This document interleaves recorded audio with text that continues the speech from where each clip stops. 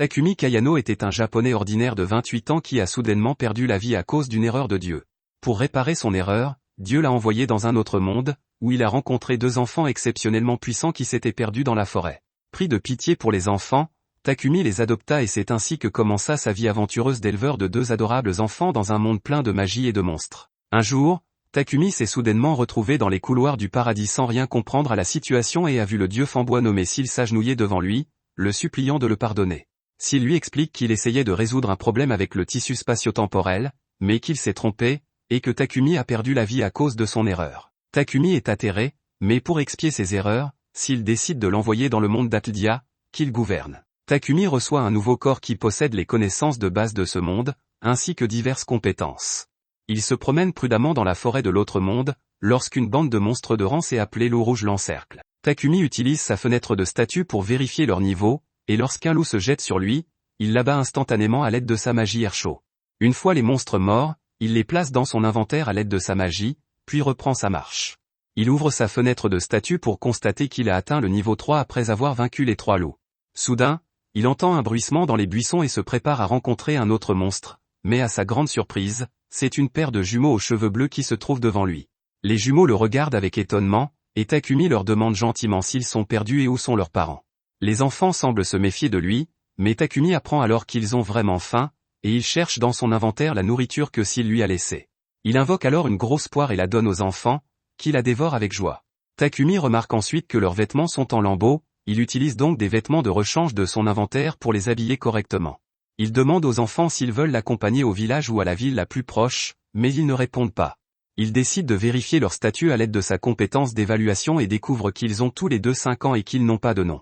Takumi décide d'appeler le garçon Alan et la fille Elena et leur demande de le suivre. Ils le suivent sans mot dire et, alors que Takumi s'apprête à faire une pause pour le bien des enfants, ils se mettent à courir devant lui. Soudain, une bande de sangliers apparaît devant eux, et Takumi panique parce qu'il veut sauver les enfants, mais ne peut pas utiliser ses compétences sur les monstres car les enfants sont dans sa ligne de mire. À sa grande surprise, les jumeaux frappent un monstre sanglier d'un coup de pied volant combiné, l'envoyant au loin, puis s'occupent rapidement des autres sangliers. Takumi n'en revient pas que les enfants de 5 ans soient si forts, mais il leur demande de l'avertir s'ils repèrent un monstre à l'avenir. L'occasion de le faire se présente assez rapidement, et les jumeaux avertissent Takumi de la présence d'un monstre quelques secondes avant de le frapper à son tour. Il leur tapote la tête en les félicitant, et en voyant leur joli sourire, il sent son cœur fondre. Ils poursuivent leur voyage jusqu'au soir, Alan et Elena s'occupant de tous les monstres en chemin. Ils établissent un camp de base, où les jumeaux aident Takumi à ramasser du bois sec. Il utilise un cristal de feu pour allumer un feu et y faire rôtir de la viande. Plus tard, il met en place une barrière protectrice en utilisant d'autres cristaux et d'or avec les jumeaux. Le lendemain, ils atteignent la ville, où les gardes se méfient en les voyant sortir de la dangereuse forêt. Takumi s'empresse de raconter qu'il est un villageois parti chercher des herbes médicinales dans la forêt et assure aux gardes que ses enfants sont assez forts pour se débrouiller seuls. Le garde croit à son histoire et lui demande sa carte d'identité s'il veut entrer dans la ville. Takumi répond qu'il n'en a pas, et le garde décide de lui en délivrer une rapidement.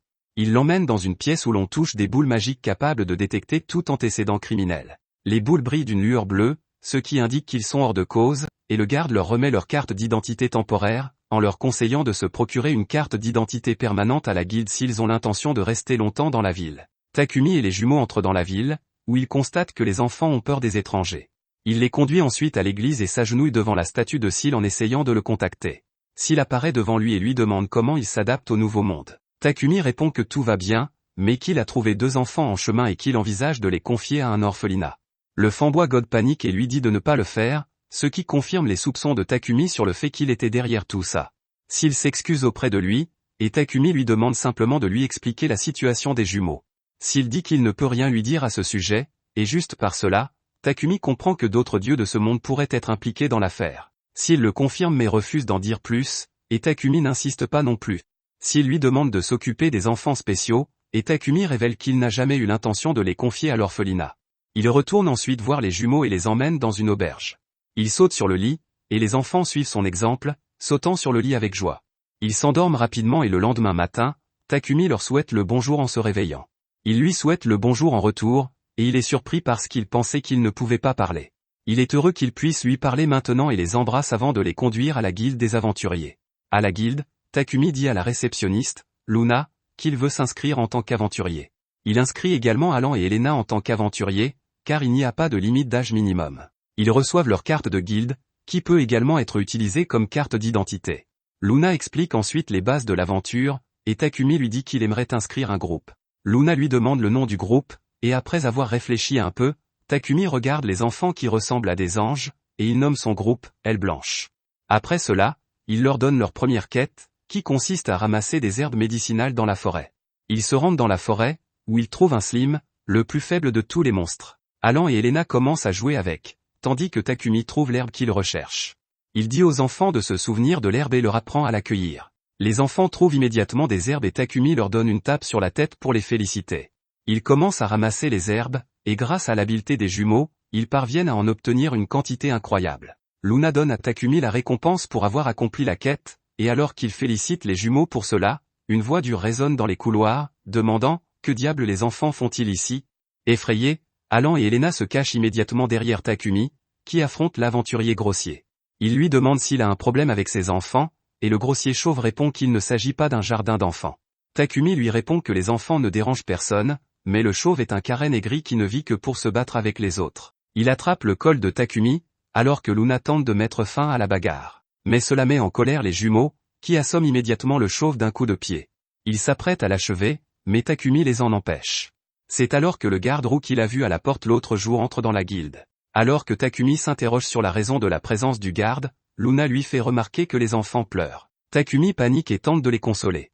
Il apprend qu'il pensait qu'il était en colère contre eux lorsqu'il leur a crié d'arrêter d'attaquer Baldi. Il prend les jumeaux dans ses bras et les console, puis rapporte le tout au chevalier roux, qui se présente comme Volt, le second capitaine des chevaliers du royaume Gadia. Volt lui demande pourquoi les enfants pleurent, et Takumi répond que c'est parce qu'ils ont peur qu'il les abandonne. Il révèle que ce ne sont pas ses enfants, ni même ses frères et sœurs, mais qu'il les a trouvés dans une forêt dangereuse. Volt et Luna sont choqués d'entendre cela, et Takumi explique qu'il ne sait pas pourquoi les jumeaux étaient dans la forêt et demande au chevalier s'il peut lui dire quelque chose à ce sujet. Luna a entendu parler d'un marchand d'esclaves dont le convoi a été attaqué par des monstres dans la forêt, et tout le monde pense que les jumeaux devaient faire partie du convoi. Takumi demande s'il peut adopter les enfants, et comme ils sont déjà proches de lui, Volt le désigne immédiatement comme leur tuteur légal. Alors qu'ils ont terminé, Luna surgit et demande à Takumi s'il a des ressources dans la forêt profonde, car il a dit qu'il en venait. Volt explique que Luna est folle de matériaux rares, alors Takumi lui vend les loups rouges et d'autres choses en échange d'une bonne somme d'argent. Ensuite, Volt dit qu'il est ici pour rencontrer le maître de la guilde parce qu'ils vont bientôt lancer une expédition dans la dangereuse forêt pour réduire le nombre de monstres avant qu'ils ne causent des problèmes. Comme le niveau de dangerosité de la forêt est élevé et que peu de personnes sont aptes à y pénétrer, Volt demande à Takumi de se joindre à l'expédition, car il a déjà survécu à la forêt. Takumi est choqué et déçu qu'une responsabilité lui ait été confiée sans crier gare, mais il a une autre raison de s'inquiéter lorsqu'il trouve les jumeaux en train d'essayer de manger des pièces d'argent. Un mois s'est écoulé depuis l'arrivée de Takumi dans ce monde. Alan et Elena sont devenus plus joyeux, et ils interagissent mieux avec les étrangers, même s'ils s'en méfiaient au début. En tant que groupe d'aventuriers des Aile Blanche, Takumi et les enfants travaillent pendant 2 jours, puis se reposent pendant un jour, profitant de leur vie. Un jour, alors qu'ils mangent du pain et de la soupe pour le petit déjeuner, Takumi sent que quelque chose lui manque, et il se rend vite compte que tous les pains fantaisistes qu'il avait au Japon lui manquent. Les jumeaux sont curieux et Takumi déclare alors qu'ils vont faire leur propre pain fantaisie et leur propre pain de dessert. Les enfants sont également impatients de l'aider, même s'ils ne savent pas de quoi ils parlent. Plus tard, ils se rendent dans une boulangerie locale et y rencontrent le boulanger, Rod, et sa fille. Takumi dit au boulanger qu'il n'est pas là pour acheter quoi que ce soit, mais pour demander une faveur. Il sort un pot de confiture et un autre de crème pâtissière avant de demander à Rod s'il peut les mettre dans le pain avant de le cuire. Le boulanger est surpris d'entendre cette nouvelle idée, mais comme il n'a jamais rien fait de tel auparavant, il n'est pas très confiant. Takumi décide de lui montrer comment faire, enfile son tablier et se met au travail. Il coupe et roule la pâte avant d'y mettre de la confiture, et Rod se rend compte que c'est beaucoup plus facile qu'il ne le pensait. Rod réalise parfaitement une pâte à pain fourrée à la confiture et décide ensuite de passer à la crème pâtissière. Il demande à sa fille de l'aider, et les jumeaux se portent également volontaires. Rod est heureux d'entendre cela et dit à Takumi qu'il devra aussi les aider. Takumi n'y voit pas d'inconvénient et sort la pâte de haricots rouges sucrés pour en faire du pain. Bientôt, ils commencent à travailler ensemble, Takumi et Rod roulant la pâte tandis que les autres la remplissent de confiture et de crème pâtissière. Bientôt, le pain est prêt et tout le monde en apprécie le goût délicieux. Rod veut les vendre dans son magasin et propose à Takumi de lui donner une grosse part des bénéfices. Takumi refuse cependant de prendre quoi que ce soit, car il ne croit pas au capitalisme et se contente de manger quelque chose qui lui rappelle son pays. Il demande alors aux jumeaux s'ils ont aimé le pain, et ils répondent qu'il était si délicieux qu'ils en veulent encore. Le lendemain, Takumi se rend à la guilde, où Luna le félicite pour son ascension au rang E. Il vérifie ses statistiques pour constater qu'il est maintenant au niveau 13, et Luna lui dit qu'il progresse très rapidement. La réceptionniste lui demande alors s'il est intéressé par les donjons. Takumi a appris de Seal qu'il y a 108 donjons dans ce monde, remplis de différents types de monstres et de récompenses. Luna l'informe qu'il existe un donjon non loin de la ville, dont la difficulté est assez faible. Takumi décide d'aller le voir immédiatement, car les enfants sont également enthousiastes. Luna l'avertit qu'il lui faudra plus d'une semaine pour conquérir le donjon, mais il l'assure qu'ils vont juste visiter les 2 premiers étages aujourd'hui. Quelques heures plus tard, Takumi et ses jumeaux sont déjà au 3e étage. Le donjon ressemble à un labyrinthe, mais Alan et Elena ont un don remarquable pour trouver la bonne direction à prendre, ce qui leur permet de progresser très rapidement. Takumi remarque également qu'ils pointent toujours dans la même direction et pense que c'est parce que les jumeaux travaillent de façon mystérieuse. Pendant ce temps, Takumi lit des informations sur le donjon, qui s'appelle le donjon de la Terre, et où l'on ne trouve que des monstres de type terrestre. C'est alors qu'un monstre taupe émerge du sol devant eux. Takumi lit des informations à son sujet et dit aux jumeaux qu'il s'agit d'un monstre faible, mais ils ont déjà achevé le pauvre monstre à ce moment-là. Le corps de la taupe disparaît, surprenant les jumeaux, et Takumi explique que les monstres vaincus dans le donjon disparaissent, mais qu'ils laissent derrière eux un objet qui peut parfois être très précieux. Les enfants commencent à chercher cet objet, et ils trouvent un moustachu de la taupe, qui, selon Takumi, ne vaut rien du tout. Ils continuent d'explorer le donjon, puis Takumi dit soudain aux enfants qu'ils ont assez exploré pour aujourd'hui et qu'il est temps de dîner. Pour cela, il a apporté avec lui une cuisinière magique portable, et il prépare une marmite chaude en utilisant les ingrédients qu'il a dans son inventaire. Tout le monde déguste le repas, puis se repose à l'intérieur de la barrière protectrice.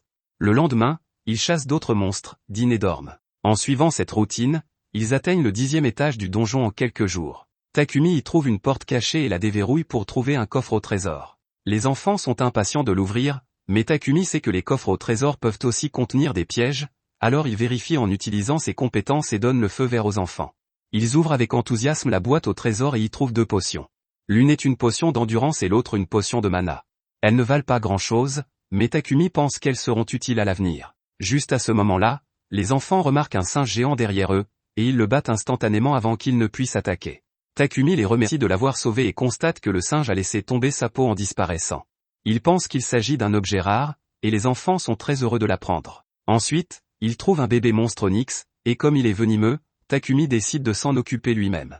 Il lance une pierre pour aveugler le monstre, puis l'achève avec sa compétence coupe-vent. Peu après, il rencontre des abeilles géantes, et Takumi laisse les jumeaux les combattre. Les jumeaux attaquent les abeilles, mais elles sont trop agiles pour eux. Elles continuent de s'enfuir et les jumeaux les poursuivent. Takumi veut aider, mais il remarque que les enfants s'amusent à courir après les abeilles, car c'est un jeu d'adresse pour eux. Pendant ce temps, il décide de trier le butin du donjon. À ce moment-là, les jumeaux battent les abeilles géantes, et l'objet qu'ils reçoivent est une fiole de miel. Comme le miel est cher en ville, Takumi leur dit qu'ils devraient vaincre toutes les abeilles géantes qu'ils trouveront. Il est bientôt l'heure de dîner, et Takumi prépare du pain perdu en utilisant les œufs et le miel qu'il vient de trouver. Tout le monde apprécie le dîner, mais les abeilles géantes s'approchent d'eux en essaim à cause de l'odeur du miel. Takumi dit aux jumeaux de continuer à manger pendant qu'il tue les abeilles en utilisant ses compétences. Plus il tue d'abeilles, plus il y en a qui viennent vers lui. Les jumeaux se joignent également à l'action, et ils récoltent bientôt beaucoup de miel. Quelques jours plus tard, Takumi et les jumeaux arrivent enfin au 15e étage du donjon, qui est aussi l'étage le plus profond. Ils se tiennent devant la majestueuse porte menant à la salle du boss, et la porte s'ouvre automatiquement pour les laisser entrer. La porte se referme derrière eux au moment où ils entrent dans la pièce, et un monstre vert de terre géant apparaît alors dans un éclair de lumière rouge. Takumi dit à Alan et Elena de rester en arrière et de le laisser s'occuper de tout. Il attaque le ver de terre avec Wind Cutter, mais celui-ci esquive rapidement l'attaque et contre-attaque en lançant des pierres sur Takumi. Takumi esquive les attaques et les annule avec Wind Shot, qui crée de la poussière qui aveugle le monstre. Profitant de cette chance, Takumi vainc le monstre boss avec une flèche de vent, recevant un croc, une pierre magique et de la viande en guise de récompense. Les jumeaux s'accrochent à ses pieds, lui demandant s'il a fini, et il met les objets dans son inventaire. Alan et Elena se mettent soudain à lui tapoter la tête pour lui dire qu'il a bien travaillé, et Takumi est ému. Après cela, ils entrent dans la salle de téléportation reliée à la salle du boss afin d'atteindre instantanément l'étage supérieur. Les jumeaux remarquent une boîte à trésors qui contient des bombes incendiaires. Alors que Takumi s'interroge sur leur puissance, les jumeaux commencent à jouer avec. Takumi s'empresse de les rangers, puis ils utilisent le dispositif de téléportation pour se rendre à l'extérieur. Takumi dit qu'il devrait retourner en ville maintenant, mais les jumeaux pointent du doigt un chien au loin. Takumi peut dire qu'il s'agit d'un loup et non d'un chien, mais à la façon dont il remue la queue et en voyant que les jumeaux ne se méfient pas de lui, il se rend compte que le loup n'est pas dangereux. Il l'examine pour s'en assurer et découvre qu'il s'agit d'un monstre de rang S appelé Fenrir. Ce qui est encore plus surprenant, c'est qu'il est mentionné qu'il s'agit de la bête contractée par Takumi.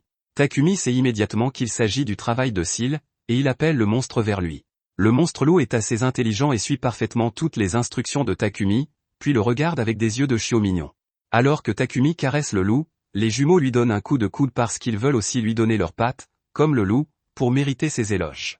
Cependant, le loup devient jaloux et se jette sur Takumi. Bientôt, Alan et Elena se lient d'amitié avec le loup, que Takumi décide d'appeler Joule. Après cela, ils atteignent la ville, et Takumi demande à Joule de se cacher dans son ombre car il ne peut pas accepter un monstre de rang S comme lui à l'intérieur. Joule obéit et se cache dans l'ombre en utilisant la magie noire. Bientôt, Takumi atteint l'église pour parler à Seal, qui est vraiment excité de lui parler. Cependant, Takumi passe aux choses sérieuses et lui demande s'il lui a envoyé la bête contractée. Seal commence à piquer une colère car, apparemment, un autre dieu a envoyé la bête contractée à Takumi alors qu'il voulait être le premier à le faire. Il révèle que c'est en fait le chef de la maison du dieu de l'eau qui a envoyé le loup Fenrir à Takumi en guise de remerciement. Takumi fait le rapprochement, et il est certain qu'Alan et Elena doivent être liés au dieu de l'eau d'une manière ou d'une autre. Quoi qu'il en soit, Seal lui dit qu'il va lui envoyer un familier demain et menace Takumi d'une punition divine s'il ne l'accepte pas. Le lendemain, Takumi, les jumeaux et Joule se rendent dans les prairies comme Seal le leur a dit, et un tigre blanc et un faucon doré apparaissent soudainement devant eux. Takumi lit leur statut et découvre que le tigre blanc est un monstre de rang S avec un attribut de vent car Seal est le dieu du vent.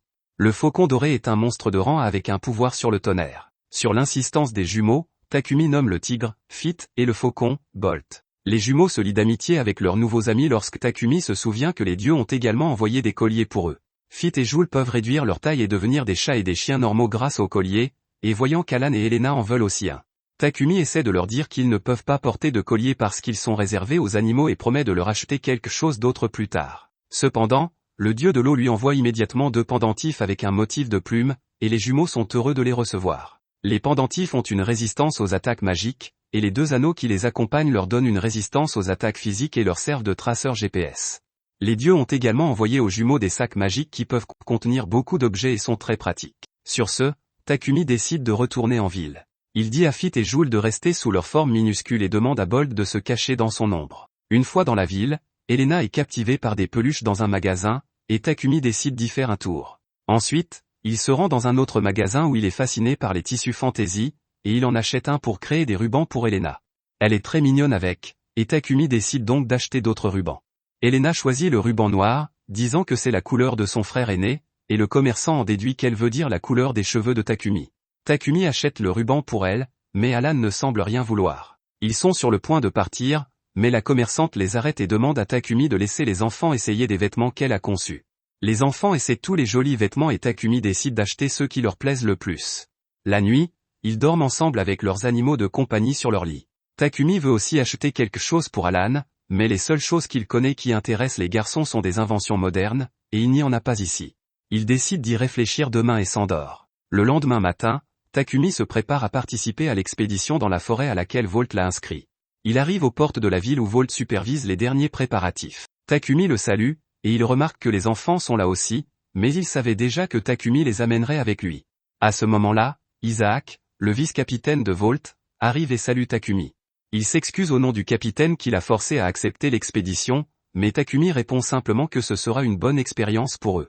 Il s'inquiète également pour les jumeaux, mais Volt lui dit que tout va bien car les enfants sont forts. Cependant, les jumeaux semblent avoir étrangement peur de lui, et ils ne l'aiment pas, même lorsque Takumi leur assure que Volt est un bon gars.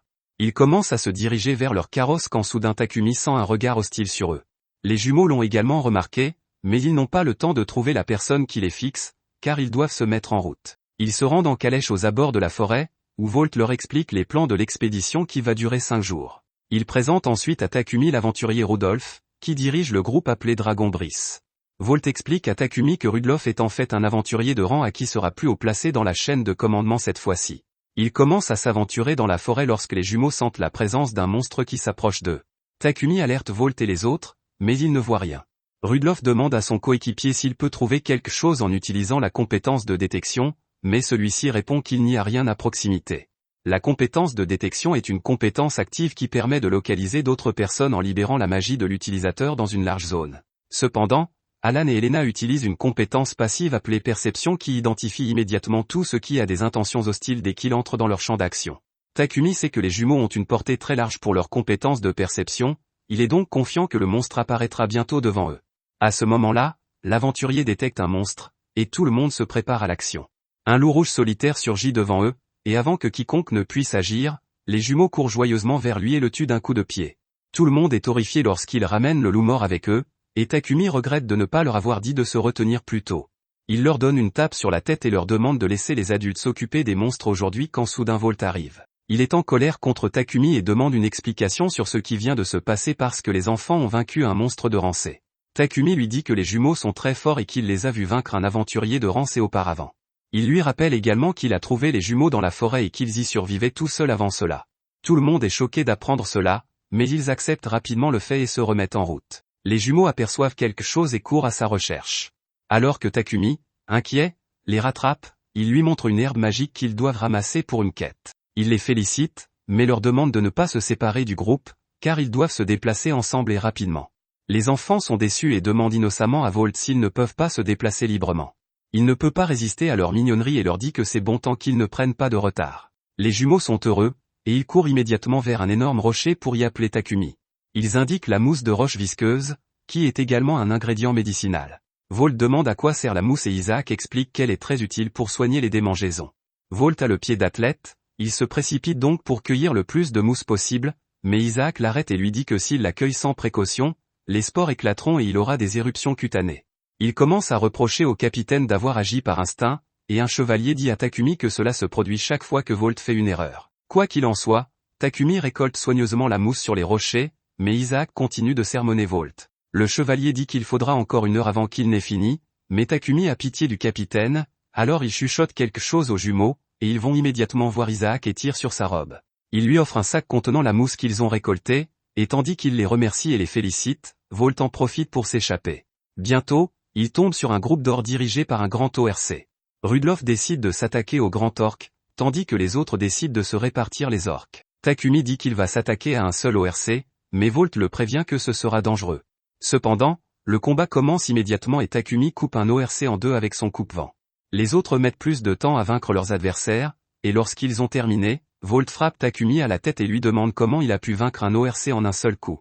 Les jumeaux sont en colère contre lui, alors Volt le laisse tomber, mais il est toujours furieux que Takumi ait pu vaincre un ORC en un seul coup, alors que personne d'autre dans leur groupe n'a pu le faire. Il dit que ce doit être une erreur de la part de la guilde que Takumi ne soit qu'un aventurier de rang F, mais Takumi le corrige, disant qu'il est maintenant de rang E. Volt lui dit que ce n'est pas grave, mais qu'il n'y a pas de problème. Volt lui dit que cela ne change rien, puis se tourne immédiatement vers Rudolph et lui demande de dire au maître de la guilde d'augmenter le rang de Takumi une fois qu'ils auront atteint la ville. Il confirme, et Takumi demande si c'est possible. Rudolph lui répond qu'avec la recommandation d'un aventurier de haut rang et l'approbation du maître de la guilde, le rang d'un aventurier peut être augmenté de manière significative. Cependant, Isaac fait remarquer que les orcs ne sont pas présents dans cette région de la forêt, et il pense que leur présence ici est une sorte de mauvais présage. Il conseille à tout le monde d'être plus prudent à mesure qu'ils avancent, et Volt est d'accord, mais les jumeaux chassent l'air tendu en demandant à Takumi de leur apporter des collations. Ils décident de faire une pause et Takumi donne le pain farci aux enfants. Volt est sidéré lorsqu'il voit le pain avec les enfants et demande à Takumi d'où vient ce pain de luxe, dont la vente est limitée à quelques exemplaires par jour à la boulangerie, et dont personne ne sait même quand elle commence. Takumi l'informe que le boulanger en a fait personnellement beaucoup pour eux, mais il n'explique pas ses raisons au capitaine. Volt s'approche sérieusement des jumeaux et leur demande de partager le pain avec lui, mais ils deviennent hostiles, et même Takumi intervient, lui demandant de ne pas prendre la nourriture des enfants. Volt est déçu, et maintenant que les autres ont aussi envie de ce pain spécial, Takumi soupire et décide de vider ses réserves de pain. Tout le monde savoure le pain qui les remplit d'énergie, et ils reprennent leur voyage. À ce moment-là, ils aperçoivent une fusée rouge dans le ciel, ce qui signifie qu'un autre groupe leur demande de l'aide. Volt ordonne à tout le monde de courir vers le signal mais leur demande également de conserver leur énergie car ils pourraient avoir à se battre une fois qu'ils auront atteint le deuxième groupe. Takumi dit qu'ils doivent se dépêcher, et pour cela, ils décident d'aller de l'avant avec les jumeaux. Volt pense que ce n'est pas une bonne idée, mais Takumi a déjà utilisé une compétence de vent qui l'emmène vers le deuxième groupe à une vitesse incroyable. Il remarque que le groupe est blessé, et qu'ils sont entourés par les loups sanglants, qui sont une version de rang supérieur des loups rouges. Takumi sort immédiatement le katana qu'il a reçu du dieu de l'eau et saute en avant, tranchant les loups sanglants avec facilité. Les jumeaux le soutiennent également en abattant d'autres loups. Volt et son groupe arrivent bientôt, et ils n'en reviennent pas que Takumi ait abattu lui-même les loups sanglants. Il commence à le tapoter avec suffisamment de force, disant qu'il est plus fort qu'il n'en a l'air, mais cela met les enfants en colère. Isaac saisit l'occasion et leur dit que si le capitaine fait quelque chose de bizarre la prochaine fois, ils n'auront qu'à le chasser à coups de pied, ce que les jumeaux sont heureux de faire. Takumi leur donne également le feu vert, mais leur demande de limiter un peu leur pouvoir. Tout le monde rit pendant que Volt panique, mais soudain, Takumi et les jumeaux sentent le regard troublant de tout à l'heure. Effrayés, les jumeaux se précipitent dans les bras de Takumi, qui se demande qui est cette personne qui les regarde avec des intentions si hostiles. Le soir, Takumi constate avec dédain que les chevaliers n'ont aucune idée de ce qu'est la cuisine. Ils jettent d'énormes morceaux de viande impure dans la soupe, qui n'est assaisonnée que de sel. Takumi exprime son inquiétude, mais Volt lui dit de ne pas se montrer trop technique, car ce sont tous des chevaliers, et ils ne savent pas cuisiner pour sauver leur vie. Takumi se tourne alors vers les aventuriers, et naturellement, il se tourne vers la fille du groupe pour lui demander si elle sait cuisiner. Un autre aventurier dit qu'il préférerait mourir de faim plutôt que de manger sa cuisine, et tout le monde se met à rire. Cependant, Takumi ne peut pas laisser les jumeaux manger de la nourriture mal préparée, alors il leur dit d'attendre un peu et va voir Volt, en disant qu'il va aussi les aider. Il enfile son tablier, prend quelques légumes sauvages, dit au chevalier de couper la viande en petits morceaux, puis prépare un bouillon pour la soupe.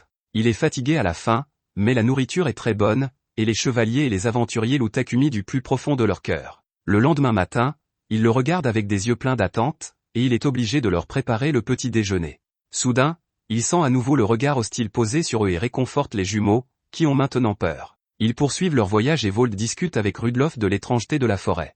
Takumi est curieux d'en savoir plus, mais le chef du groupe qui l'a sauvé hier décide de le remercier d'abord. Il révèle qu'il est Farius, le 3e capitaine de l'Ordre de la Nuit, et Takumi lui demande s'il est assez en forme pour se déplacer à nouveau. En discutant de l'embuscade de monstres d'hier, Volt et Farius expliquent qu'ils ont affronté des monstres puissants dans les parties peu profondes de la forêt hier, mais qu'aujourd'hui, alors qu'ils s'enfoncent plus profondément, ils n'ont encore affronté aucun monstre. Entre sa préoccupation pour ce problème et sa lassitude constante face au regard hostile, Takumi et les jumeaux ne se rendent compte que très tard qu'un monstre puissant est près d'eux. Alan et Elena sont les premiers à le remarquer, et lorsqu'ils montrent à Takumi l'énorme monstre serpent dans les arbres au-dessus d'eux, il panique et prévient immédiatement tout le monde. Volt reconnaît le monstre comme étant la vipère maléfique, et il ordonne immédiatement à tout le monde de battre en retraite. Cependant, le monstre leur coupe la route et attaque les chevaliers pour les maintenir à leur place. Alan et Elena veulent combattre le monstre, mais Takumi leur demande de ne pas s'en approcher et lui lance le coupe-vent. La vipère maléfique l'esquive, mais Volt utilise ensuite des pics de pierre pour l'immobiliser temporairement. Rudolf se rend compte que ce puissant monstre est la cause de toutes les anomalies dans la forêt. Il demande à tous les blessés de se mettre à l'abri, et Volt ordonne à Isaac de les soigner. Rudolf et son équipe attaquent la vipère, mais ses écailles sont trop dures pour que leurs armes puissent les percer. La vipère attaque les chevaliers avec sa queue, en abattant plusieurs d'entre eux d'un coup. Volt panique mais tente tout de même de tenir le serpent à distance. Le serpent change soudain de stratégie et attaque la zone où les blessés sont soignés. Volt alerte immédiatement Isaac, mais heureusement, Takumi utilise un coupe-vent pour abattre un arbre qui tombe sur la vipère. Pendant ce temps, Takumi dit à Isaac de ramener les blessés plus loin. Deux aventuriers lancent simultanément des sorts de lumière et de feu sur la vipère géante, mais malgré l'énorme explosion, le monstre n'est pas blessé. Le monstre s'apprête à attaquer à nouveau lorsque Takumi remarque soudain que les jumeaux s'accrochent à lui. Il panique alors que la vipère tente de les attaquer, mais grâce à sa rapidité d'esprit, il parvient à invoquer un couteau et à le lancer dans l'œil de la vipère, lui infligeant de sérieux dégâts. Alors que la vipère se tord de douleur, Takumi pense qu'ils sont sauvés, mais il sent à nouveau le regard inquiétant de la vipère. Les jumeaux le sentent aussi et sont distraits, ce qui donne à la vipère l'occasion de les repousser avec sa queue. Takumi s'inquiète pour eux et l'aventurière va immédiatement les voir, mais ils ont l'air d'aller très bien. Rudolf essaie lui aussi de rassurer Takumi, mais ce dernier a l'air plutôt sombre et sérieux. Il demande à Rudolf de lui faire gagner du temps car il va utiliser une magie du vent de niveau avancé qu'il n'a jamais utilisée auparavant, mais il est persuadé qu'il n'échouera pas. Rudolf décide de lui faire confiance et Takumi lui demande de se retirer immédiatement et de se mettre derrière lui dès qu'il donnera le signal. Rudolf et les autres commencent à attaquer la vipère géante tandis que Takumi concentre sa magie dans une sphère. Il n'est pas certain de la puissance magique nécessaire au sort avancé, mais il pense qu'elle sera suffisante. Il donne le signal, et Rudolf demande immédiatement à tout le monde de battre en retraite. Takumi lance alors le sort avancé, bordure de vent, vers la vipère et la frappe de plein fouet. Le monstre tente d'avancer, mais le sort de Takumi le submerge et le découpe en plusieurs petits morceaux. Lorsque la poussière retombe, Takumi regarde les parties coupées de la vipère maléfique, mais il n'arrive toujours pas à comprendre qu'il a gagné. Il comprend immédiatement que son attaque était trop puissante, car les arbres près d'eux ont également été coupés en deux à cause d'elle. Tout le monde s'éloigne précipitamment des arbres, et Takumi dit nerveusement qu'il a mis un peu plus de magie qu'il n'en fallait. Rudolph est plus troublé qu'impressionné par ses capacités, mais il avertit Takumi de recueillir le sang de la vipère maléfique avant qu'il ne se répande, car il s'agit d'une ressource très précieuse. À ce moment-là, les jumeaux accourent vers Takumi et le félicitent. Il les remercie et les prend dans ses bras, leur demandant s'ils sont blessés. Ils lui répondent qu'ils vont très bien, et même la fille aventurière peut en témoigner. Takumi la remercie quand même, puis regarde Alan et Elena, qui jouent avec les arbres coupés sans se soucier de rien. Soudain, il sent à nouveau le regard hostile, mais cette fois, il a trouvé qui en est l'auteur. Il se rend directement dans un coin et frappe un chevalier au sol avant de pointer sa lame sur lui. Volt panique et demande ce qu'il fait, et Takumi lui dit de poser la même question à son chevalier. Le chevalier, nommé Sage, dit qu'il n'a rien fait de mal, et Takumi lui dit d'arrêter de mentir parce qu'il pouvait clairement dire que l'intention de tuer de tout à l'heure venait de lui. Même Rudolph peut attester du fait que Sage a fixé Takumi et les jumeaux inutilement depuis qu'ils sont partis en expédition. Sage s'emporte soudain, acculé par tout le monde, et dit que c'est la faute de Takumi qui a volé l'attention de Volt. Takumi ne comprend pas ce qui se passe, et Isaac explique que Sage est en fait romantiquement investi dans le capitaine. Takumi demande à Volt s'il est gay, mais il le nie et dit qu'il aime les filles. Sage commence à le harceler pour qu'il lui donne une chance, et Takumi dit que tout est arrivé à cause de l'aventure de Volt. Quoi qu'il en soit, l'affaire est résolue, et Volt et Isaac s'excusent auprès de Takumi pour tous les problèmes et lui demandent de leur laisser le soin de punir Sage. Ce dernier accepte car les jumeaux n'ont pas été gravement blessés, mais il prévient Sage qu'il ne sera pas pardonné une seconde fois. Une fois cette affaire réglée, Rudolph et les autres viennent voir Takumi et lui demandent de leur préparer un dîner. Il n'a aucun problème à le faire, mais il reste sceptique à l'idée de nourrir les chevaliers, même si la plupart d'entre eux n'ont rien à voir avec Sage. Cependant, comme les jumeaux veulent manger avec les chevaliers, Takumi ne peut pas se plaindre. Il commence à cuisiner avec l'aide de tout le monde, et plus tard, Takumi vérifie ses statistiques en mangeant. Il constate qu'il a beaucoup gagné en niveau après avoir vaincu les monstres, et c'est à ce moment-là que Volt vient s'excuser une fois de plus. Takumi lui dit que de l'eau a coulé sous les ponts, et même les jumeaux lui demandent de s'asseoir. Volt les informe alors qu'il a décidé de mettre fin prématurément à l'expédition car ils ont subi de nombreuses blessures. Ils retourneront en ville demain, et il demande à Takumi d'aller chercher sa récompense à la guilde. Le lendemain, dès que Takumi arrive à la guilde, la réceptionniste, Luna, l'entraîne avec enthousiasme à la rencontre du maître de la guilde, Johan, qui a reçu de Rudolph et de Bold des recommandations pour augmenter le rang de Takumi. Il a l'intention de lui donner le rang A immédiatement, et Luna devient trop excitée en entendant la promotion de Takumi. Johan pense que, d'après les monstres que Takumi a vaincus, il devrait obtenir un rang S. Mais il ne peut pas le lui accorder. Takumi lui dit que même le rang A est au-dessus de ses attentes. Johan lui demande alors ce qu'il compte faire des jumeaux car, même s'ils sont forts, certaines personnes pourraient leur en vouloir s'ils devenaient soudainement des aventuriers de haut rang. Cependant, les laisser à un rang inférieur réduira le rang du groupe, et ils ne pourront pas utiliser pleinement leur talent. Takumi suggère à Johan d'augmenter le rang des enfants à D, ce qui ramène le rang du groupe à C. Johan apprécie l'idée et envoie immédiatement Luna s'occuper des formalités administratives. Luna met également à jour leur licence d'aventurier, mais elle est choquée de lire que Takumi et les jumeaux ont déjà traversé le donjon. Elle pense qu'ils ont établi un nouveau record et veut le déclarer à toute la guilde, mais Takumi lui demande de garder le secret car une attention excessive pourrait nuire à Alan et Elena. Luna est d'accord, elle se contente donc de mettre à jour leur licence et de leur donner l'argent de la récompense de l'expédition. Takumi s'apprête à partir, mais Luna l'en empêche car la chose qu'elle désire le plus n'a pas encore été discutée. Elle a déjà entendu parler de la victoire de Takumi sur la vipère maléfique et les loups sanglants, et elle veut vraiment les matériaux rares qu'il a obtenus d'eux. Il lui dit qu'il sera difficile de les vendre ici, mais Luna a déjà préparé un grand entrepôt pour leur transaction. Il sort les morceaux de la vipère maléfique de l'entrepôt et dit à Luna qu'il a l'intention d'en garder certaines parties pour lui. Elle panique en lui demandant combien il veut, et il lui répond qu'il n'a pas besoin de grand-chose. Luna dit que la guilde aimerait qu'il leur vende 2/3 du corps de la vipère, et il accepte de le faire. Après cela, Takumi lui donne les divers autres objets qu'il a collectés dans la forêt, et en voyant la nature avide de Luna lorsqu'elle voit les matériaux, les jumeaux prennent peur. Quoi qu'il en soit, le marché est conclu, ils retournent à leur logement. À cause de l'épuisement dû à l'expédition, Takumi s'endort dès qu'il se couche, sous le regard des jumeaux et des monstres qu'il a contractés. Peu après, Takumi commence à enseigner les mathématiques aux jumeaux. Après qu'ils aient réussi à compter jusqu'à 10, il leur apprend que la valeur d'une grande pièce de cuivre est 10 fois supérieure à celle d'une petite pièce de cuivre, et qu'une pièce d'argent vaut 10 fois une grande pièce de cuivre. Il leur donne un problème de comptage pour savoir comment combiner la grande et la petite pièce de cuivre, et les jumeaux calculent correctement la réponse. Ils commencent à aimer les mathématiques et demandent à Takumi de leur donner un autre problème. Il leur enseigne l'addition, et les jumeaux saisissent instantanément ce sujet. Takumi dit alors qu'ils devraient aller au marché pour mettre à l'épreuve leurs compétences en mathématiques. Ils se rendent chez un vendeur de fruits et Takumi demande aux jumeaux d'essayer d'acheter des fruits par eux-mêmes.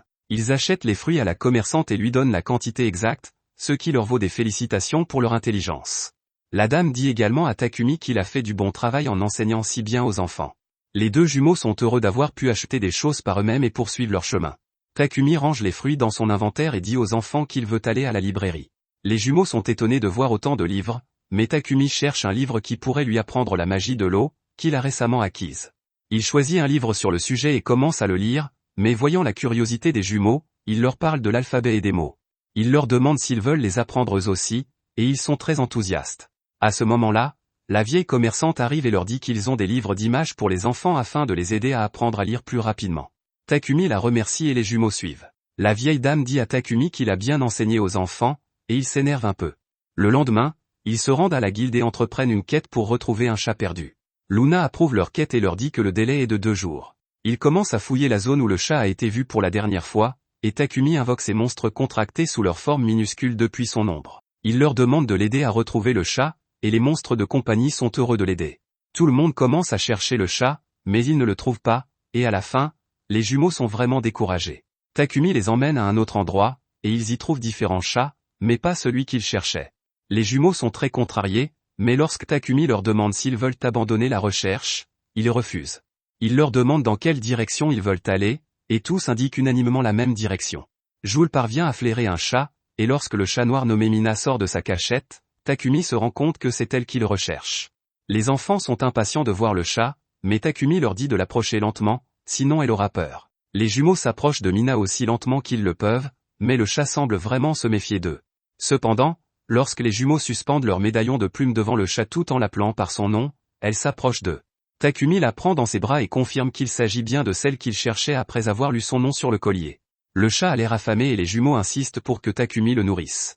Il sort du lait et un bol de son inventaire pour nourrir le chat, qui s'en régale immédiatement. Ensuite, il ramène le chat à la guilde et le réunissent avec sa propriétaire, qui est vraiment heureuse et reconnaissante. Elle remercie Takumi et les jumeaux, puis rentre chez elle, et les jumeaux semblent étonnés de la voir si heureuse. Takumi leur dit qu'ils devraient aussi rentrer chez eux, mais ils s'accrochent à lui, disant qu'ils veulent continuer à chercher. Pris au dépourvu, ils demandent à Luna s'il existe d'autres quêtes de recherche d'animaux perdus. Elle consulte la liste des quêtes et lui dit qu'il n'y en a qu'une seule d'ouverte pour l'instant, et qu'elle ne convient peut-être pas aux jumeaux. Il s'agit de chasser des gobelins qui apparaissent à l'extérieur d'un village voisin et qui blessent les villageois et leur bétail. Luna explique que la chasse aux gobelins est difficile pour les aventuriers de bas niveau, et qu'elle ne paie pas bien non plus, ce qui fait que les aventuriers de rang moyen l'évitent également. Takumi demande aux jumeaux s'ils accepteraient de chasser quelques gobelins, et la première question qu'il lui pose est de savoir si les gobelins sont savoureux. Il leur répond nerveusement qu'ils n'ont pas l'air appétissants du tout, puis ils partent accomplir la quête. Ils montent sur le dos des monstres contractés et atteignent rapidement leur destination. Takumi demande à Joule et Fit de se faire plus petits pour pouvoir entrer dans le village. Les gardes sont d'abord hostiles à l'idée de voir des visages étranges, mais lorsque Takumi leur dit qu'il vient de la guilde de l'aventure, leur attitude s'adoucit, et ils les conduisent à l'intérieur pour rencontrer le chef du village. Takumi remarque que le village est très bien gardé, et le soldat lui dit qu'ils sont souvent attaqués plusieurs fois par jour par des gobelins. Ils arrivent bientôt à la maison du chef, qui est très reconnaissant d'avoir accepté sa demande. Takumi lui demande d'en dire plus sur les gobelins, mais le chef du village veut savoir quand le reste de ses amis arrivera.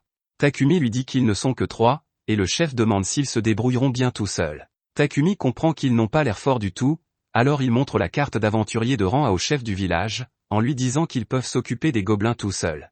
Le chef s'excuse de son impolitesse, et soudain, un garde vient l'avertir d'une attaque de gobelins. Takumi se prépare à passer à l'action, et le chef lui demande s'il va emmener les jumeaux avec lui. Takumi répond qu'au lieu de les laisser ailleurs, il veut les avoir à portée de vue pour les mettre en sécurité, mais ce n'est qu'une excuse. Les gobelins poursuivent les villageois à l'extérieur, et une femme tombe à terre. Au moment où un gobelin s'apprête à l'attaquer, Takumi le tue d'un coup d'air, puis aide la femme à se relever avant de lui dire de s'enfuir en toute sécurité. Les jumeaux veulent aussi chasser les gobelins, Takumi leur dit d'y aller mais de faire attention. Ces animaux de compagnie veulent également participer à l'action, et il leur demande de rester dans leur petite forme pendant toute la durée de l'action. Bientôt, les jumeaux commencent à donner des coups de poing et de pied aux gobelins, le chien les mord, le tigre les taillade et l'oiseau les électrocute. C'est alors qu'un énorme gobelin arrive, et Takumi utilise sa compétence d'évaluation pour découvrir qu'il s'agit d'un soldat gobelin, une variante de haut rang. Il prévoit de s'en occuper personnellement, mais les jumeaux le devancent et éliminent le soldat gobelin grâce à une attaque combinée. Ils finissent rapidement de chasser tous les gobelins et Takumi n'a rien à faire. Alors qu'il félicite les enfants, il entend soudain une troisième voix à côté d'eux. Takumi se demande ce qui se passe quand il découvre soudain qu'il entend la voix de Joule, qui peut lui parler par télépathie, après avoir vaincu quelques gobelins. Joule est très heureux de pouvoir parler à son maître, mais Takumi ne veut pas être appelé maître. Il demande au chiot de l'appeler par son nom, mais celui-ci ne veut pas. Les jumeaux suggèrent qu'il appelle Takumi, grand frère, comme eux, et Joule aime l'idée. Fit et Bolt peuvent aussi parler par télépathie maintenant, et ils acceptent aussi d'appeler Takumi leur grand frère. Ils découvrent que Fit est une femelle et que les deux autres sont des mâles. Les trois monstres disent aux jumeaux qu'ils s'entendront mieux à partir de maintenant, et les jumeaux sont heureux parce qu'ils leur ont appris des mots plus tôt. Takumi félicite les jumeaux pour cela, mais maintenant ces animaux de compagnie veulent aussi être félicités par lui. Alors qu'il les caresse, les jumeaux sentent soudain un feu au loin, et Bolt part voir ce qu'il en est. Takumi pense qu'il devrait l'éteindre avec la magie de l'eau. La nuit dernière, il s'est couché tard pour lire le livre de magie de base, et en utilisant ce qu'il a appris, Takumi lance une boule d'eau sur le feu, mais elle tombe sur le sol à mi-chemin. Il essaie à nouveau, mais le résultat est toujours le même, alors il décide de mettre plus de mana la prochaine fois. Cependant, même avec 2 fois plus de puissance, sa boule d'eau tombe sur le sol à mi-chemin. Vaincu, Takumi demande à Joule de s'en occuper, et celui-ci éteint le feu avec une boule d'eau descente instantanément. Takumi est déçu, mais les jumeaux lui tapotent la tête pour le réconforter. Après cela, ils quittent le village, reçoivent leur récompense de la guilde et rentrent chez eux. Takumi espérait que les enfants seraient fatigués après avoir couru toute la journée, mais ils sont pleins d'énergie et lui demandent de leur lire un livre d'images. Il leur parle des différents types de poissons dans la mer, mais les deux termes sont étrangers aux jumeaux. Takumi pense qu'ils n'ont jamais vu la mer auparavant et décide donc de la leur montrer. 3 jours plus tard, Takumi appelle Volt et Isaac chez lui pour leur annoncer qu'il va bientôt quitter la ville afin de leur faire découvrir le monde entier. Isaac lui demande s'il a une destination en tête, et Takumi répond qu'il va visiter la ville portuaire de Belay, dans le sud. Volt est soulagé que Takumi soit toujours dans le royaume car il veut pouvoir compter sur lui en cas de problème soudain avec des monstres. Le lendemain, Takumi et les jumeaux font le tour de la ville pour faire leurs adieux à tous ceux qui les ont aidés. Luna devient émotive en apprenant qu'ils partent, et alors que Takumi pense qu'elle pourrait avoir des sentiments pour lui, elle veut juste qu'il revienne plus tard avec beaucoup de matériaux rares. Ensuite, ils rendent visite au boulanger, Rod, et à sa fille pour leur annoncer qu'ils partent à l'aventure. Il leur demande s'ils peuvent faire beaucoup de pain pour les emmener dans leur voyage et leur demande lesquels ils veulent. Takumi leur dit qu'il veut le pain à la crème et le pain aux haricots rouges, ainsi que quelques nouvelles variétés. Ensuite, il se rend au magasin de vêtements et achète de jolies tenues d'été pour les jumeaux, et la commerçante ne fait rien payer car elle donne les vêtements en cadeau. Enfin, Takumi se rend à l'église pour rendre visite à Syl, qui est déjà très contrarié par le fait que Takumi n'est pas venu le voir depuis longtemps. Takumi l'informe alors de sa décision de s'installer dans la ville portuaire et lui dit qu'il le contactera par l'intermédiaire du temple une fois qu'il y sera arrivé. Cependant, alors qu'ils sont sur le point de quitter la ville, un gros homme arrive et leur demande de s'arrêter, affirmant que les jumeaux sont sa propriété. Les jumeaux se souviennent soudain du jour où, alors qu'ils étaient transportés avec d'autres esclaves, des monstres ont attaqué leur carrosse. Le gros homme a essayé de jeter l'un d'entre eux pour leurrer les monstres, mais l'autre s'est accroché fermement, et il a fini par les jeter tous les deux dehors pour affronter les monstres. Alan et Elena sont toujours terrifiés par lui et s'accrochent à Takumi. Le gros bâtard demande à Takumi de lui rendre ses biens, et Takumi utilise sa compétence d'évaluation pour apprendre que le gros homme est un marchand d'esclaves. Le gros homme en colère se met à hurler, ce qui fait trembler Alan et Elena, mais Takumi leur tapote la tête et leur dit qu'il n'y a pas lieu de s'inquiéter. Il dit au marchand d'esclaves que ses jumeaux sont ses frères et sœurs et qu'il ne devrait pas être impoli avec eux, mais le salaud dit qu'il ne peut pas confondre les jumeaux avec quelqu'un d'autre parce qu'ils sont si uniques. Takumi relie tous les points dans son esprit et comprend que le marchand a dû jeter les jumeaux hors du chariot dans la forêt comme des leurs pour qu'ils puissent s'échapper. Il sait que l'esclavage est légal dans ce pays, mais les esclaves sont marqués d'un motif magique pour indiquer leur statut, et les jumeaux ne l'ont pas. Quoi qu'il en soit, Takumi ne va pas laisser Alan et Elena être emmenés, et il dit au gros lard d'arrêter de dire des bêtises. Comme le gros ne s'arrête pas, Takumi s'apprête à jeter les mains, mais il se calme, car battre ce salaud viendra plus tard, il doit d'abord protéger les jumeaux. À ce moment-là, les gardes de la ville arrivent en courant et le marchand d'esclaves leur demande d'arrêter Takumi, qui, selon lui, a volé sa marchandise. Takumi fait habilement remarquer que les jumeaux ne portent pas la marque d'un esclave et que le gros n'a aucune preuve qu'il s'agit de ses esclaves. Il l'accuse alors d'essayer de les kidnapper en utilisant une fausse histoire, et le gros lard panique. C'est alors que Volt et Isaac arrivent, après avoir tout écouté, ils arrêtent le gros. Ils témoignent même qu'Alan et Elena sont en réalité les frères et sœurs de Takumi, afin qu'ils ne soient plus jamais marqués comme esclaves. Takumi leur dit que personne ne les éloignera de lui maintenant, et les jumeaux le serrent immédiatement dans leurs bras. Isaac donne à Takumi une lettre d'introduction au seigneur de Bélé et lui demande de le contacter en cas de problème. Les jumeaux restent déprimés en chemin, Takumi les emmène donc dans la forêt et convoque ses animaux de compagnie pour les aider à se remonter le moral. Alan et Elena sourient un peu en voyant leurs amis à fourrure, mais ils redeviennent vite moroses. Ils montent ensuite sur Fit et Joule, tandis que Bolt surveille les environs depuis le ciel. Bientôt, ils tombent sur un ours ensanglanté, et les 3 monstres sous contrat demandent à Takumi de les laisser s'en occuper. Bolt aveugle l'ours, puis Fit et Joule le tuent en un seul coup. Juste à ce moment-là, les jumeaux aperçoivent un autre ours derrière eux, et les monstres de rang S le battent facilement aussi. Les jumeaux les caressent, mais au moment où les monstres de compagnie s'apprêtent à les lécher, Takumi leur ordonne d'arrêter car leurs bouches sont sales d'avoir chassé le monstre. Il utilise la magie de nettoyage pour nettoyer instantanément leur corps, et les monstres de compagnie commencent à jouer avec les jumeaux. Cela les aide à se remonter le moral et ils traversent rapidement la forêt. Ils installent un camp et Takumi décide de préparer du riz frit aux œufs pour les jumeaux. Les monstres de compagnie veulent aussi en manger, alors Takumi prépare beaucoup de nourriture, et tout le monde la déguste ensemble. Après cela, ils dorment sous une barrière, et alors que Takumi regarde les 2 lunes dans le ciel, il se rappelle une fois de plus qu'il est dans un monde imaginaire. Il pense aux événements qui se sont produits depuis qu'il est arrivé ici et s'endort. Le lendemain matin, ils reprennent leur voyage et arrivent bientôt à l'océan. Les jumeaux sont fascinés par la vaste étendue d'eau et s'amusent avec les vagues. Takumi leur dit que l'eau est salée et qu'ils ne devraient pas la boire, mais les jumeaux lui disent qu'ils veulent la boire. Pour satisfaire leur curiosité, il leur dit de tremper un doigt dans l'eau et de la goûter. C'est ce que font Alan et Elena, qui le regrettent aussitôt en raison de l'intense goût salé de l'eau. Ensuite, il commence à jouer avec les monstres de compagnie tandis que Takumi contemple l'océan calme. Soudain, il entend une voix qui l'appelle et découvre une fille dans l'eau. Il pense qu'elle est en train de se noyer et se précipite vers elle, cherchant dans son inventaire de quoi l'aider.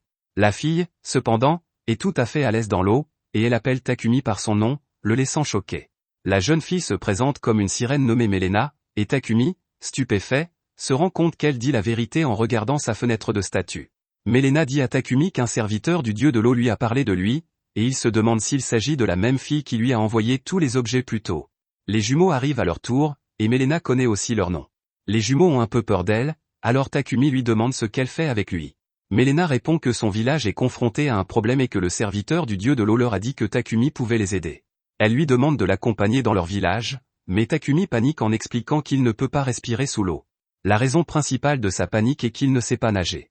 Il réalise soudain que ses statistiques dans cette vie sont bien plus élevées que sur Terre, et qu'il peut donc peut-être nager ici.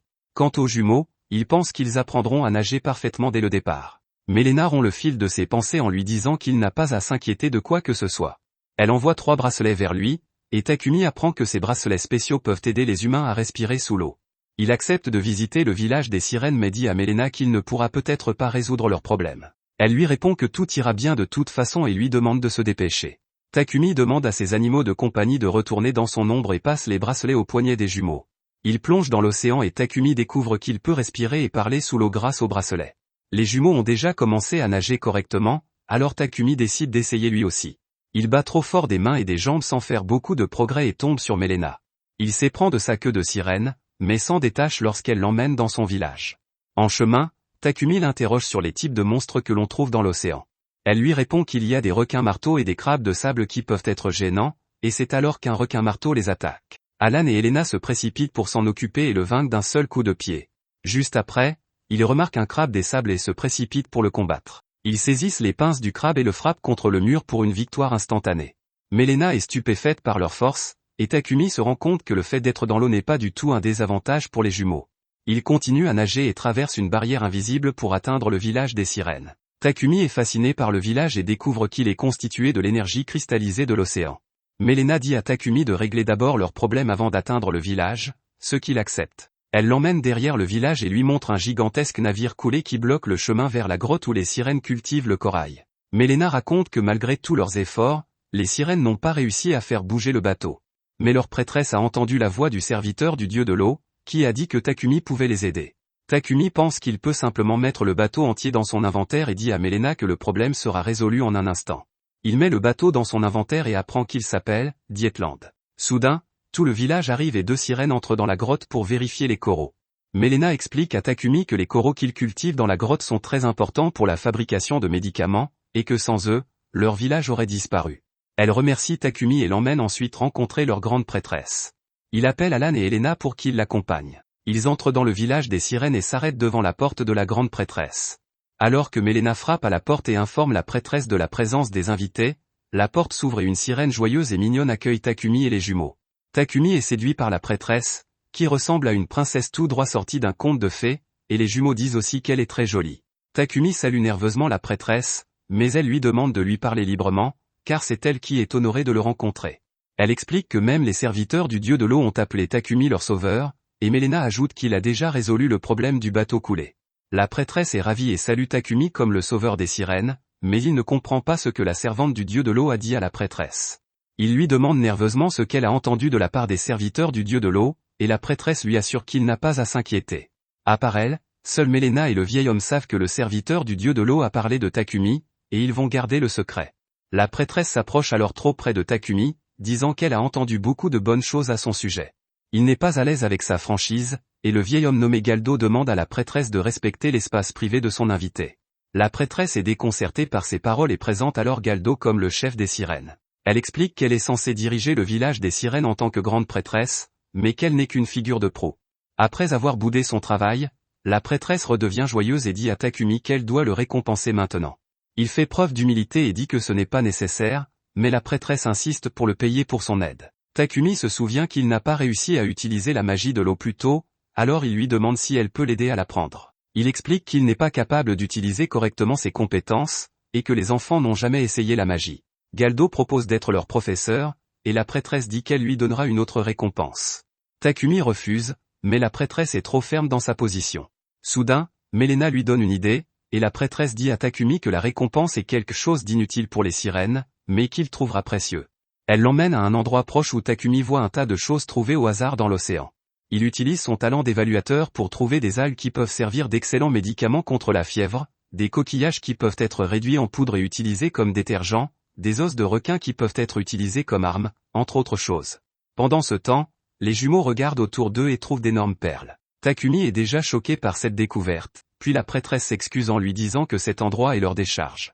Pour les sirènes, les perles ne sont que des pierres trouvées dans les palourdes qu'elles mangent parfois, et la prêtresse dit que cela n'a aucune valeur monétaire pour elle. Takumi comprend ses raisons, il accepte donc la totalité de la décharge comme récompense et la stocke dans son inventaire. La nuit, il reste au palais en tant qu'invité et reçoit toute l'hospitalité des sirènes. Takumi et les jumeaux se rendent ensuite dans leur chambre et découvrent la diversité de la vie marine visible depuis les fenêtres. Alan et Elena veulent vaincre les poissons parce qu'ils n'ont jamais fait autre chose, mais Takumi leur apprend à les observer de loin.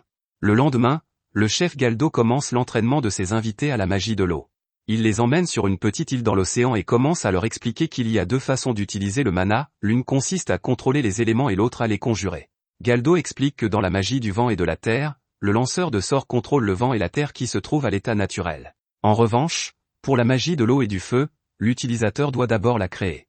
Il crée un petit feu dans sa main, expliquant qu'il suffit de créer un élément s'il n'est pas disponible à l'état naturel. Il dit à Takumi que puisque l'eau est abondante ici, il devrait pouvoir utiliser la magie de l'eau librement. Takumi essaie et réussit à utiliser la magie du pilier d'eau. Ensuite, Galdo enseigne aux jumeaux le flux de mana, puisqu'ils n'ont jamais utilisé la magie auparavant. Takumi participe également à la leçon, car il sent le flux de mana dans son corps. Il utilise la magie instinctivement grâce aux bénédictions du dieu Sil, mais c'est la première fois qu'il en ressent le flux. Alan et Elena ayant également trouvé le flux de leur mana, Galdo passe à l'étape suivante. Il prend de l'eau dans sa paume et crée une boule d'eau en y mettant du mana. Les jumeaux réussissent à faire de même du premier coup, ce qui est assez extraordinaire car même les sirènes les plus talentueuses mettent une journée entière à créer leur première boule d'eau. Galdo demande ensuite à Takumi d'utiliser ses nouvelles connaissances pour lancer une véritable boule d'eau. Takumi crée une boule d'eau et la lance vers un rocher, qu'il brise. Les jumeaux sont excités à l'idée de faire la même chose, et ils lancent des boules d'eau sur un autre rocher, dont ils font exploser le sommet. Galdo et la prêtresse sont stupéfaits, car les jumeaux sont beaucoup plus doués qu'ils ne l'avaient imaginé. Ils retournent bientôt au village, mais Takumi et les jumeaux restent sur place pour pratiquer leur magie de l'eau. Soudain, les jumeaux sont effrayés par quelque chose au loin et s'accrochent à Takumi. Ce dernier utilise sa compétence de recherche et soudain, un gigantesque pilier d'eau jaillit de l'océan. D'autre part, dans le royaume des dieux, s'il affronte Maya, la servante du dieu de l'eau qui a donné à la prêtresse une prophétie sur Takumi. Il n'est pas content qu'elle ait interféré avec le voyage de Takumi, mais il comprend aussi que les sirènes étaient dans l'embarras à cause du navire coulé. Malgré cela, il réprimande Maya pour avoir accablé Takumi sans lui demander son avis. La servante nerveuse s'excuse et promet de faire mieux la prochaine fois avant de s'enfuir. S'il prend ensuite du thé pour se calmer, mais il s'égare encore et encore. Il blâme d'abord l'imprudence du dieu de l'eau pour tout, puis s'en veut d'avoir mis Takumi au monde. Alors que s'il est occupé par ses sautes d'humeur, son serviteur remarque que Takumi souffre et l'en informe. Sur l'île, le gigantesque pilier d'eau cède la place à un énorme dragon de mer. Les jumeaux s'accrochent à Takumi, qui ne sait pas trop quoi faire. Cependant, le dragon de mer ne l'attaque pas et lui fait remarquer que la présence étrange qu'il a ressentie appartenait au serviteur du dieu du vent. Takumi est choqué que le dragon parle par télépathie, puis il regarde les jumeaux et dit qu'ils doivent être les enfants du dieu de l'eau. Takumi est surpris par ces développements et demande au dragon s'il connaît les jumeaux. Le dragon répond qu'il a été chargé de protéger les jumeaux à leur naissance, mais qu'il ne pouvait pas se rendre sur la terre pour accomplir son devoir, sous peine de provoquer une énorme agitation. Takumi comprend ses raisons, puis le dragon le remercie d'avoir sauvé les jumeaux à sa place. Pour le remercier, le dragon lui promet de l'aider chaque fois qu'il aura des ennuis, et pour garder le contact, il demande à Takumi de lui donner un nom. Takumi nomme le dragon Kaiser, et un contrat temporaire est formé entre eux. Le dragon remarque alors que les jumeaux semblent très proches de lui, et Takumi répond qu'il le considère comme leur grand frère. Kaiser semble réfléchir à quelque chose, puis il demande soudain à Alan et Elena de venir vivre avec lui. Takumi et les jumeaux restent sans voix, et le dragon ajoute que puisque les jumeaux sont déjà si grands, ils n'auront aucun problème à vivre avec lui. Takumi tente de protester, mais Kaiser lui dit qu'il peut protéger les enfants mieux que lui. Cependant, Alan et Elena s'accrochent à Takumi parce qu'ils veulent rester avec lui. Ils ne sont pas convaincus, même lorsque Kaiser leur dit qu'ils pourront le rencontrer à nouveau et qu'il comprendra enfin à quel point ils aiment Takumi. Le dragon s'excuse auprès de Takumi car il ne faisait que tester son lien avec les jumeaux pour s'assurer qu'ils devaient rester ensemble. Takumi dit à Kaiser que même s'il est plus faible que lui, il protégera les jumeaux à tout prix. Le dragon accepte ses paroles et décide de lui offrir un autre cadeau. Il sait que Takumi vient d'un autre monde et qu'il ne connaît donc pas grand-chose de ce monde. Takumi, choqué, lui demande ce qu'il sait, et le dragon lui répond qu'il a vécu une longue vie et qu'il a vu beaucoup de choses. Il pense que ses vastes connaissances seront utiles à Takumi, et lui dit de le contacter par télépathie chaque fois qu'il aura besoin d'aide. Kaiser lui donne également une échelle contenant son pouvoir qui lui permettra de le localiser et d'arriver rapidement sur place pour l'aider en cas d'urgence. Ensuite, le dragon emmène Takumi et les jumeaux au village des sirènes sur son dos. Il voit de près des bancs de poissons et de la neige marine qui tombe. Les jumeaux sont émerveillés par la beauté du paysage, et le fait de les regarder rappelle à Takumi les paroles de Kaiser selon lesquelles il peut mieux les protéger. Il serre les jumeaux dans ses bras pour leur promettre de devenir assez forts pour les protéger. Bientôt, Kaiser les dépose devant le village des sirènes et s'en va. Les jumeaux tiennent la main de Takumi, qui leur demande s'ils sont sûrs de vouloir rester avec lui. Ils n'ont même pas réfléchi, et ils disent simplement à Takumi qu'ils ont faim parce qu'ils ont beaucoup joué aujourd'hui. Ils lui demandent de se dépêcher d'aller au village parce qu'ils veulent manger le dîner, et Takumi décide de les accueillir, certain que personne ne lui enlèvera les jumeaux pour le moment. Ils retournent bientôt au palais des sirènes et disent à la prêtresse et à Melena qu'ils sont venus à bord de Kaiser. Les sirènes sont confuses, et Takumi se contente d'atténuer la vérité et de dire qu'ils sont montés sur un énorme poisson. Les jumeaux s'exclament qu'ils ont vu de la neige étincelante tomber sur leur chemin, et les sirènes leur disent qu'ils ont eu de la chance d'assister à une si belle scène. La prêtresse demande à Takumi de se reposer, mais il a déjà décidé de partir. Melena et la prêtresse voulaient qu'il reste plus longtemps, mais elles comprennent qu'il a d'autres choses à faire. La prêtresse lui donne une boîte à lunch en guise de cadeau d'adieu, et Takumi, Alan et Elena remontent à la surface à la nage. En chemin, ils rencontrent un crabe monstrueux, mais les jumeaux se précipitent immédiatement vers lui et le battent. Ils continuent à nager et arrivent à l'entrée d'un donjon. Trop curieux, les jumeaux s'y aventurent avant que Takumi ne puisse les arrêter, et il n'a d'autre choix que de les suivre. Le passage les conduit dans une pièce aérée et équipée d'un dispositif de téléportation. Takumi comprend qu'il s'agit du point de départ du donjon et sort les jumeaux de l'eau. Il vérifie ensuite les détails du donjon et découvre qu'il s'agit du 53e donjon appelé Ripple. Il s'agit d'un donjon de niveau moyen de 30 étages, avec des dispositifs de téléportation tous les 10 étages. Il demande aux jumeaux ce qu'ils doivent faire, et ils répondent à l'unisson qu'ils doivent aller dans le donjon. Takumi leur demande s'ils ne sont pas fatigués après tous ces exercices, et ils répondent qu'ils vont bien. Takumi décide d'explorer jusqu'au 10e étage aujourd'hui et de retourner ensuite en ville, mais avant cela, ils déjeunent. Ils entrent dans le donjon et rencontrent des monstres grenouilles venimeux. Takumi dit aux jumeaux d'utiliser la magie, et il réussit à abattre une grenouille avec sa magie de l'air. Les jumeaux essaient d'utiliser des boules d'eau, mais ce n'est pas assez puissant ou rapide, et les grenouilles s'enfuient. Les jumeaux sont contrariés, mais Takumi les encourage à réessayer.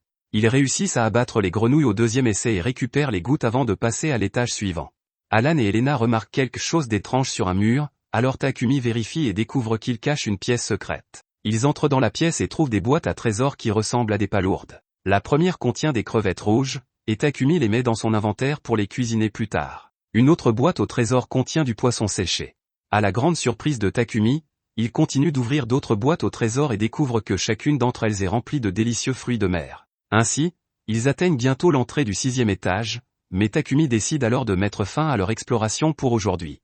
Il prépare une marmite avec le crabe que les jumeaux ont chassé plus tôt et les autres ingrédients qu'il a trouvés dans les boîtes à trésor. Après avoir dégusté un délicieux dîner, ils s'endorment à l'abri de la tente barrière. Le lendemain matin, ils se rendent au 6e étage et y trouvent un monstre à palourde. Les jumeaux sont impatients de le combattre, mais Takumi leur dit de l'attaquer à distance, car le monstre émet une onde de choc lorsqu'il est touché. Les jumeaux le frappent avec des boules d'eau, le battant en un seul coup. Les jumeaux sont vraiment heureux et courent devant, et Takumi décide de vérifier leur niveau. Il constate qu'ils ont atteint le niveau 25, et plus surprenant encore, leur fenêtre de statut indique clairement qu'ils sont des enfants du dieu de l'eau.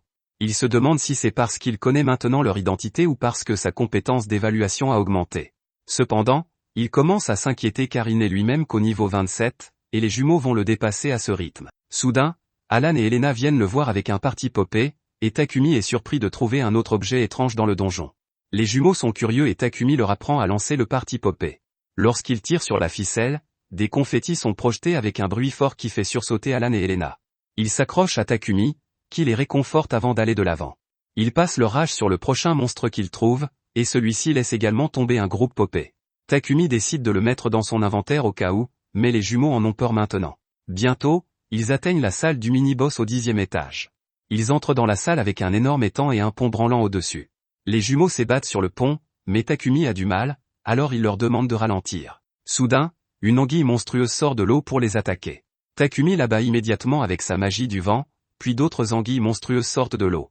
Takumi, Alan et Elena utilisent leurs compétences magiques pour les traquer et, après un long combat, ils parviennent à les éliminer toutes. Takumi est épuisé, mais les jumeaux lui disent qu'il n'y a plus de monstres dans la pièce.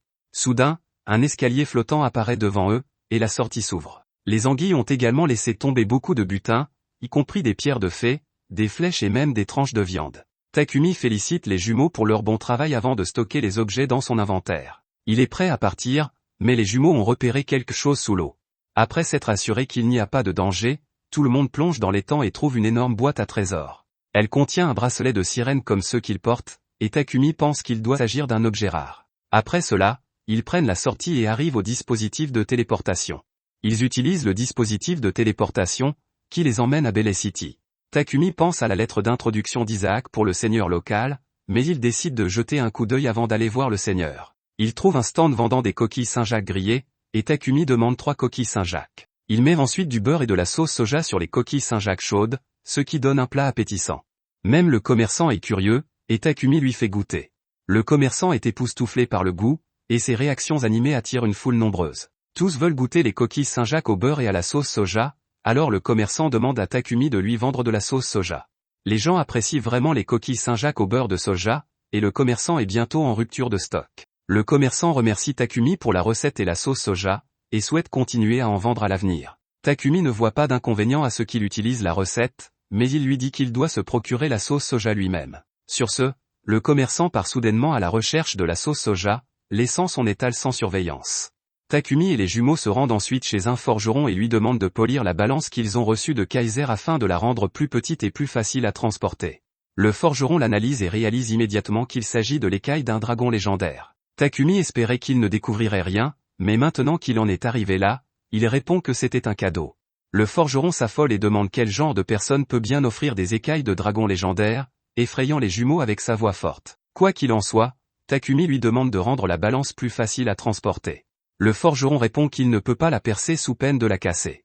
Il appelle alors son assistant Rudy, qui est plus doué pour créer des accessoires à partir de choses inhabituelles. Rudy est choqué d'apprendre la valeur de l'écaille, mais l'artiste qui sommeille en lui se met rapidement au travail et imagine un pendentif fabriqué à partir de l'écaille. Takumi approuve le projet, puis l'assistant Smith lui dit qu'il veut utiliser un meilleur matériau pour la monture, car l'or ne conviendrait pas à l'écaille. Cependant, cela augmentera considérablement le prix de l'objet. Takumi lui dit de ne pas s'inquiéter du prix, et Rudy se tourne vers son patron et lui demande s'ils ont du mithril à utiliser pour la balance. Le forgeron répond qu'ils ont du mithril et Rudy est ravi de l'entendre. Takumi lui demande alors de créer la chaîne du pendentif avec du cuir, mais Rudy veut que ce soit quelque chose de mieux qu'un cuir ordinaire pour correspondre à l'esthétique du pendentif. Takumi trouve que Rudy a une vision assez excentrique, mais il l'apprécie. Rudy pense que des fils d'araignée en mithril seraient l'élément idéal pour la chaîne, mais son patron lui dit d'arrêter de rêver car ils sont incroyablement rares. Cependant, Takumi les a reçus en cadeau du dieu Sil, et il demande à Rudy si c'est ce qu'il cherche. Le pauvre homme est sidéré lorsqu'il voit les fils de mithril avec Takumi et lui demande comment il les a obtenus. Même le forgeron reste sans voix et n'arrive pas à croire que Takumi puisse transporter des objets d'une telle valeur avec autant de désinvolture. Quoi qu'il en soit, Takumi demande à Rudy de créer 3 pendentifs pour lui et les jumeaux. Rudy suggère d'utiliser des motifs légèrement différents, et Takumi est d'accord. Il demande aux jumeaux ce qu'ils veulent et Elena répond qu'elle veut un joli motif. Alan, quant à lui, n'est pas sûr et laisse l'assistant Smith s'en charger. Rudy décide de se mettre immédiatement au travail, puis Takumi demande au forgeron s'il peut aussi créer des équipements pour eux s'ils lui fournissent le matériel. Le forgeron lui pose des questions sur le matériel, et Takumi lui montre la peau de vipère maléfique, l'effrayant une fois de plus par la rareté de l'objet. À la fin, Takumi utilise le fait qu'il est un aventurier de rang A pour expliquer comment il a tous ces objets rares. Le forgeron est choqué car il n'aurait jamais pensé qu'un homme d'apparence ordinaire comme Takumi puisse être aussi fort. Takumi lui demande alors de lui fabriquer un plastron, des gants et un bracelet en cuir, car il a un aigle domestique dont les griffes le piquent lorsqu'il se pose sur son bras. Alan veut aussi un bracelet en cuir parce qu'il veut que Bolt se pose aussi sur son bras. Sur ce, Takumi et les jumeaux quittent la boutique, en espérant que leurs commandes seront bientôt exécutées. Ensuite, ils visitent le temple, et Takumi parle à Sil à travers sa statue. Il l'informe qu'il sait qu'Alan et Elena sont les enfants du dieu de l'eau, et Sil s'excuse de ne pas lui avoir dit la vérité plus tôt. Takumi lui dit de ne pas s'inquiéter, mais il veut savoir qui est le père des jumeaux et ce qu'il fait en ce moment, mais il semble que Sil ne puisse pas répondre à cette question non plus.